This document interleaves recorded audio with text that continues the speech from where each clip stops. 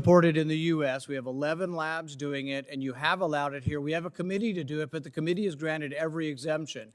You're fooling with Mother Nature here. You're allowing super viruses to be created with a 15% mortality. It's very dangerous. I think it was a huge mistake to share this with China, and it's a huge mistake to allow this to continue in the United States. And we should be very careful to investigate where this virus came from.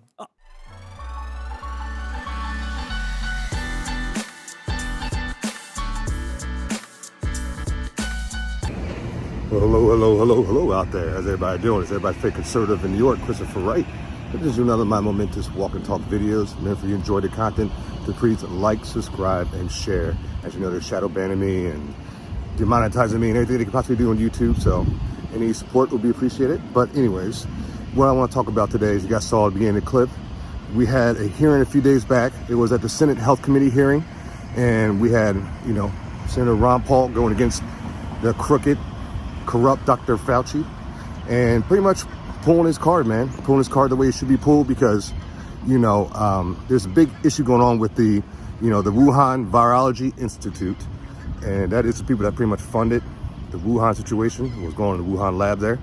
And it's just like very serious stuff, man, because he's been getting away with so much for so long. He's been, the main person speaking out in public about with this pandemic, with the Wuhan virus, or Chinese virus, as I like to call it.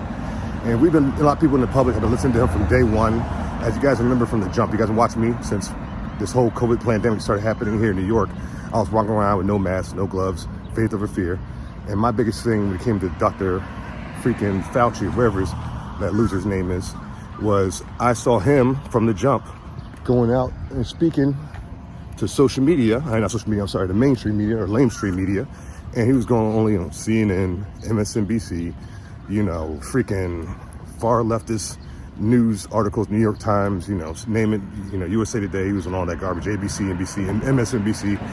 And that's all he was going to talk about the situation that was going on with COVID at the time. And I know it was still fresh. I didn't know what to believe at first. I was trying to get all the information. But when I saw him going to all the left-wing media, The View, and all that stuff like that, I said, this guy's not on our side, because he will not even go on Fox. He won't go on, of course, no alternative news outlets like, Dave Rubin or anything like that. Ben Shapiro, nothing like that. So I already knew kind of what side he was on. And then they had that video that I shared right when it happened, when Trump was at a press briefing. President Trump was at a press briefing, and he was talking about how he's going to handle the whole Wuhan situation, but the Chinese virus situation happening here in the States. And while he was talking, you saw in the background, you saw Dr. Fauci back there rolling his eyes. Body language is all like, he was like, you tell he was so over it. He did not want to deal with Donald Trump's point of view. He was on his own, pretty much point of view, his own way of thinking at the time. And whenever he had to speak about the president, it's always in like an undertone manner, always a little, pseudo-intellectual, liberal, freaking, who, better than everybody else kind of smug attitude he had. So I already knew, man. I already knew what he was about, and trusted him from day one. Never trusted a word he said. You remember at first there were even some conservatives who were like, I like this Dr. Fauci guy. This Dr. Fauci guy doesn't seem too bad. And I'm like, nah, I don't trust him a bit.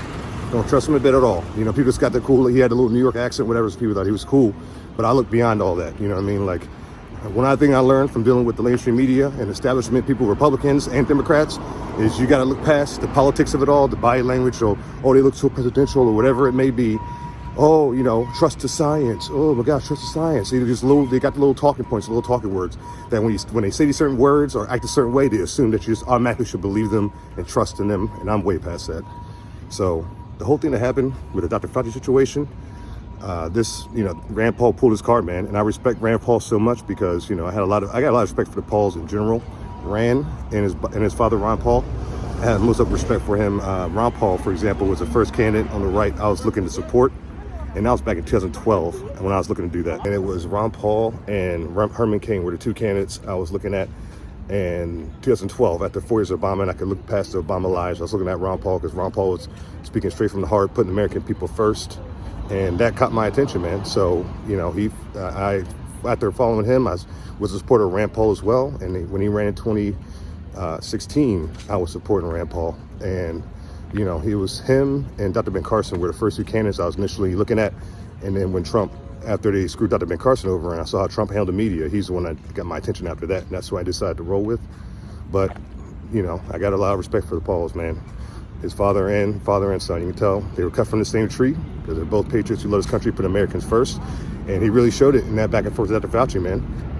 Yeah, and I respect what Rand Paul did at the committee hearing. I mean, going after Dr. Fauci the way he did, because somebody needs to do it, because I knew about this for a couple of years, but a lot of people who have been listening lately have no clue about this going on at all with the Wuhan situation. And that's why Trump is calling it the Wuhan virus, the Chinese virus, because even the president is letting us know that this is where it came from. It stemmed from this lab in Wuhan, China.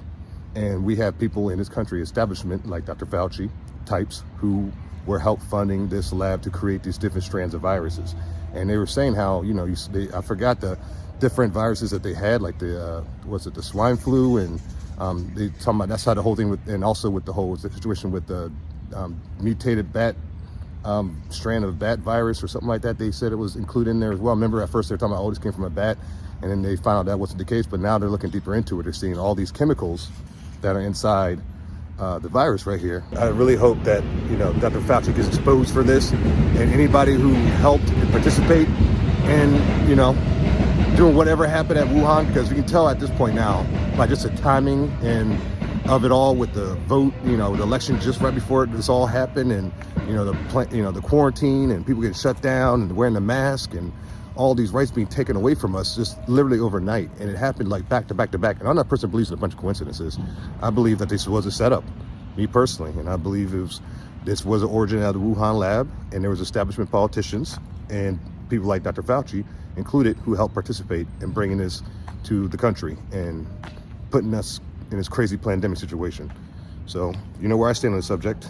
And I know I'm sure a lot of you stand in the same way as me. So like always, God bless everybody out there listening, and God bless the United States of America. Peace out.